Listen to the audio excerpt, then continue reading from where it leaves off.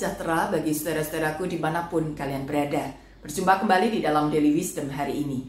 Nah saudara, kemarin kita memperingati Paskah dan sebelumnya ada peringatan Jumat Agung. Dan sebelum Jumat Agung, sebelum Yesus disalibkan, ada sebuah momen yang indah yang Yesus habiskan bersama dengan para murid, yaitu perjamuan malam terakhir.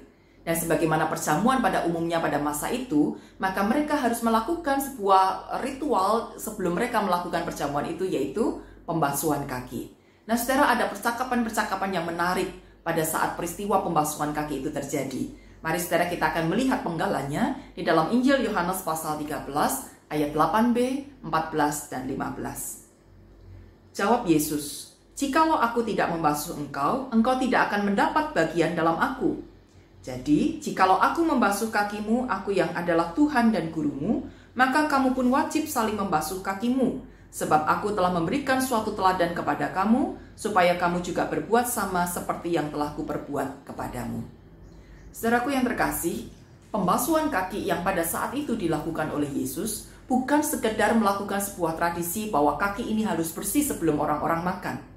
Tetapi ini menggambarkan sesuatu yang nantinya akan Yesus lakukan di atas kayu salib, yaitu membasuh dosa-dosa kita. Nah, kenapa saudara ini bisa dikatakan demikian? Karena di dalam ayat 8 tadi, Yesus mengatakan, "Kalau aku tidak membasuh kakimu, engkau tidak mendapat bagian dalam aku." Kalau ini sekedar pembersihan kaki, saudara, maka Yesus tidak perlu mengatakan hal itu. Cukuplah kaki bersih, lalu kita makan, selesai. Tetapi apa yang Yesus lakukan ini menjadi sebuah simbolisasi, sebuah penggambaran untuk memberikan pelajaran bagi para murid bahwa nantinya aku, sang guru dan Tuhan ini, akan berkorban bagimu untuk membasuh hidupmu sehingga engkau menjadi baru. Nah menariknya, Yesus menggunakan simbolisasi dengan pembasuhan kaki. Kenapa mesti kaki, saudara? Di satu sisi, kaki ini bisa memang kotor karena perjalanan-perjalanan yang ditempuh. Tetapi kalau kita mau memberikan gambaran yang lain, saudara, bahwa kaki ini mewakili seluruh hidup kita. Karena kaki inilah yang akan membawa kita untuk melangkah. Kemana kita pergi?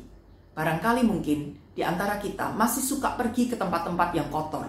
Tempat-tempat untuk melakukan kejahatan, tempat-tempat tersembunyi untuk kita melakukan sesuatu yang sebetulnya dilarang, yang kita tahu itu salah, tetapi karena nikmat maka kita tetap menjalaninya.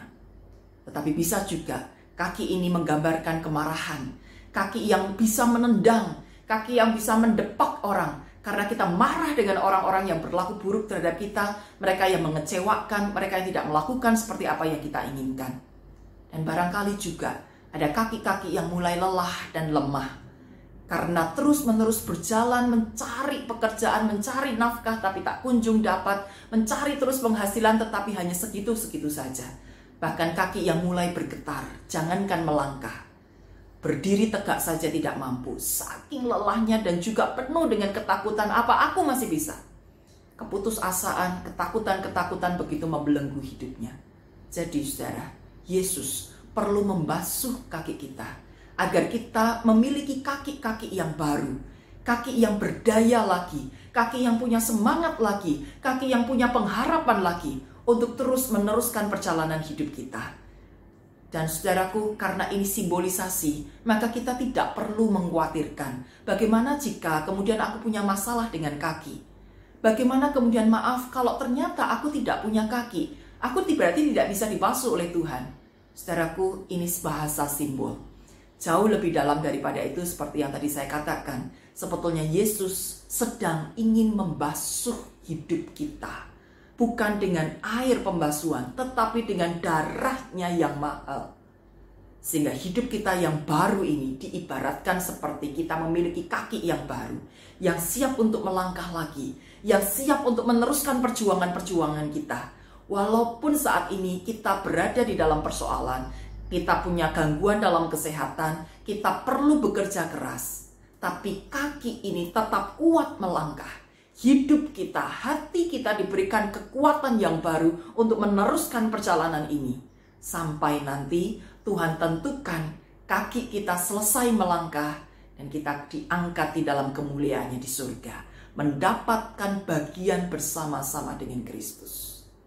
Dan untuk itu saudara, Anda dan saya yang sudah dibasuh oleh Tuhan dan diberikan kaki yang baru, maka kita pun juga wajib saling membasuh satu dengan yang lain.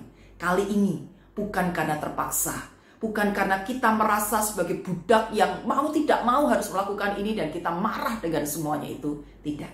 Kita menjadi orang-orang yang sudah dimerdekakan. Kita membasuh kaki orang lain dalam perasaan yang merdeka. Kita mau melayani orang lain. Kita mau membawa mereka datang kepada Tuhan. Kita mau membasuh kaki yang lelah juga, yang terlantar juga, yang penuh dengan ketakutan, yang penuh dengan kemarahan sebagaimana Kristus sudah membasuh kita.